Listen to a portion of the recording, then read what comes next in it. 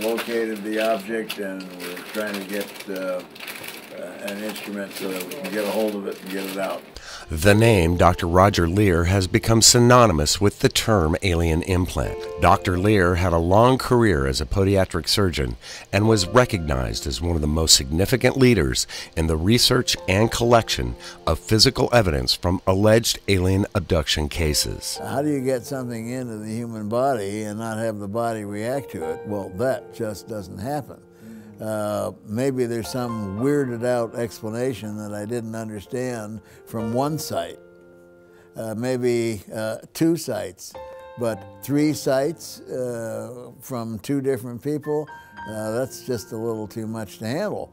You know, there's something similar going on here. You either have an inflammatory reaction, or if it's a full-blown inflammatory reaction, we call it a rejection reaction.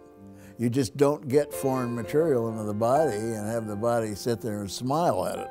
Dr. Leir pursued his quest for knowledge within the field of ufology with great intensity. Leir generously served as a medical consultant to Mufon and was also a state section director for Mufon, Ventura, and Santa Barbara.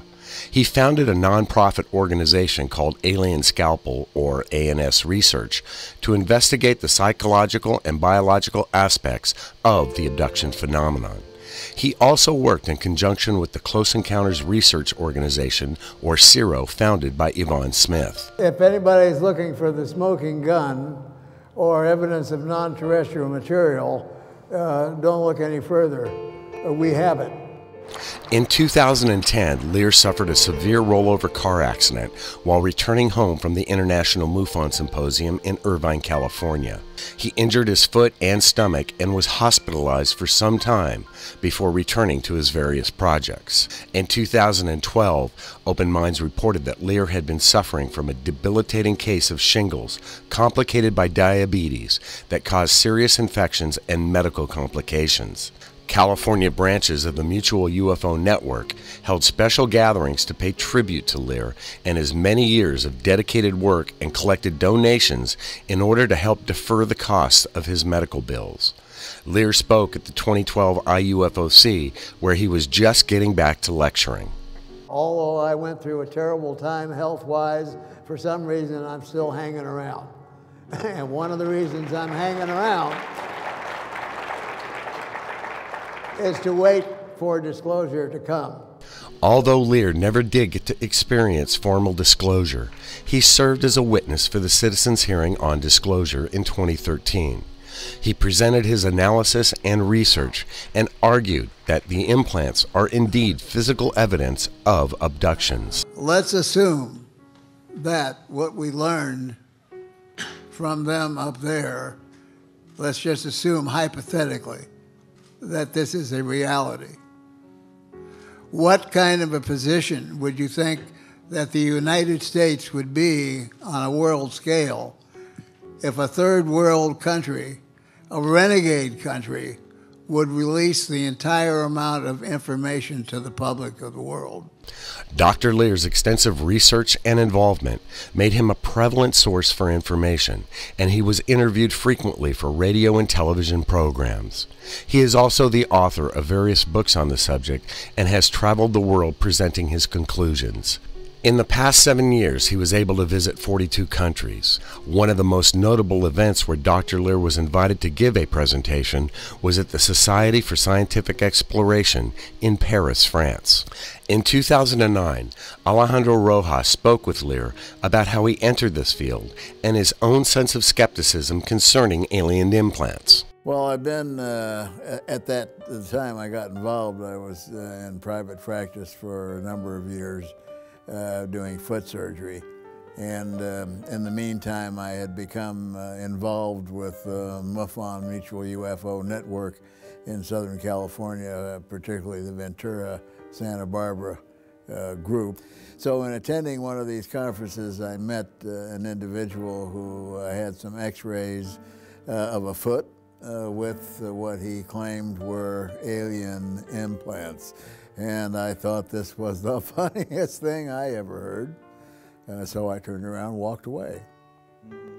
And a friend of mine was there who insisted, besides that she was female, and when a female insists, you listen.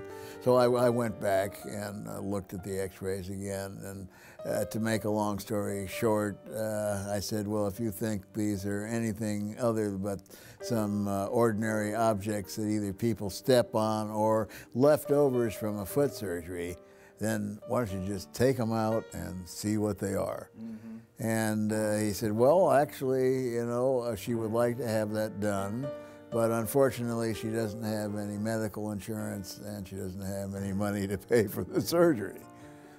So I said, well, where does she live? And he said, in Texas. And I said, well, I'll tell you what, you get her to California and I'll do the surgery free. Mind you, I did not believe these were alien implants. To me, the biggest possibility, I thought they were leftovers from a foot surgery. Well, from the start during the surgery, there were many surprises. The first case, the object was in the big toe of the left foot, and there were two objects, one on either side of the bone. We had used a hypnoanesthesia on the patient because she was a little bit uptight, so to speak, and then I instilled local anesthesia consisting of an anesthetic that was quick-acting mixed with an anesthetic that was long-acting. So let's say there was enough anesthesia in the toe to anesthetize the horse. So it was a little bit surprising when I was probing and looking for the object, and I touched something, and the patient jerked her foot off the table, came out of the hypnotic state, and screamed in pain. At that time, I'd been in practice for about 30 years and never seen anything like this before. So we got everything calmed back down again, and he reinstituted the hypnotic state. I put in even more anesthesia, and we went on with the surgery. So right from the beginning, there were things that were happening that I didn't expect to happen. And then when we found the object, the first one, and we took it out, it looked like nothing that I had ever removed before in the way of a foreign body. And believe me, I had removed all sorts of things, from even a hair to paper to metals of various kinds and so on. Never saw anything like this. It was a T-shaped affair that was wrapped in a very tight biological tissue, which was this really strange color and texture. And then we took a scalpel and we wanted to see what was inside. That's the idea of the whole thing. And we were amazed to find that we couldn't cut through this biological tissue. It came back with absolutely no inflammatory response. Now that really makes you want to scratch your head, because how do you get something into the human body and not have the body react to it? Well, that just doesn't happen. Maybe there's some weirded out explanation that I didn't understand from one site. Maybe 2 sites, but 3 sites from 2 different people, that's just a little too much to handle. According to Dr. Leir, these objects are composed of a metallic substance that can stimulate the generation of bone cells on the surface, so there is no rejection and no inflammation. In 2010, Dr. Leir removed an implant from Ron Noel in Thousand Oaks, California. The operation was filmed, and the implant was then examined under the open mind's microscope. It's like looking through the layers of an onion. You peel the most superficial layer, and you look at that, and then the next one, and the next one, and the next one. And then finally we get into the metal itself, and that's when the metal analysis begins. Reports state that Dr. Leir passed away while preparing to go into surgery on his foot. He had excused himself to visit the hospital men's room and never came out. The official cause of death has not yet been announced. At the time of his death, Dr. Leir was involved in the production of a major motion picture project titled Earth's Original Sin. He is one of the few people that was granted an interview with one of the Vatican's most prestigious clergy members, Monsignor Corrado Balducci. Dr. Leir was kind, generous, and treated everyone he met with individual attention. He assisted experiencers find hypnotic regression or counseling to help them understand the abduction phenomenon. He also provided medical advice and helped many individuals suffering from adverse effects due to their abduction experience. Dr. Leir and his many contributions to the field will not be forgotten, and he will truly be missed.